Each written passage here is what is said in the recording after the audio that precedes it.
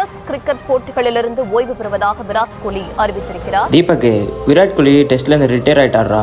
அதுக்கு மேட்ச் ஆகிற மாதிரி ஏதாவது கண்டென்ட் சொல்லுங்கள். கண்டென்ட்டே கிடைக்க மாட்டேங்குது.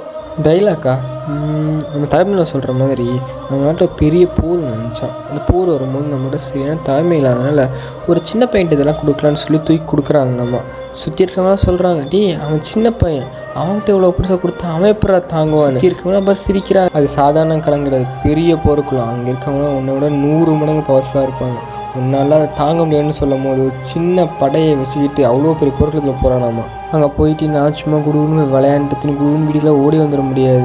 அங்கே போனீங்கன்னா எல்லாத்தையும் வழி நடத்தணும். அதை விட முக்கியமாக என்ன பிரச்சனை நீ தான் முடிந்து வாங்கணும்னு கூட இருக்கவங்க இத்தனை படையை நடத்திட்டு இருந்தேன். யாருமே இப்போ நம்ம கூட இல்லையே, எப்படி ஜெயிக்க போகிறோன்னு கேட்கும்போது என் பின்னாடி மட்டும் இல்லைங்க நான் பார்த்துக்கிறேன்னு சொல்லி மொத்த படையும் கூட்டிகிட்டு போய் அந்த களத்துக்குள்ளே ஜெயிச்சுட்டு இந்த ஒரே கிங்குடா. ஆனால் கெட்ட பையன் சார் அந்த சின்ன பையன். என்ன நீ சொன்ன மாதிரி விராட் கோலி மாதிரி எத்தனை பேட்ஸ்மேன் வேணால் விளாண்டா, ஆனால் விராட் கோலி மாதிரி டெஸ்ட் கேப்டன் வரவே முடியாது. Always a best captain test எவர்னா அது விராட் கோலி மட்டும்தான்டா.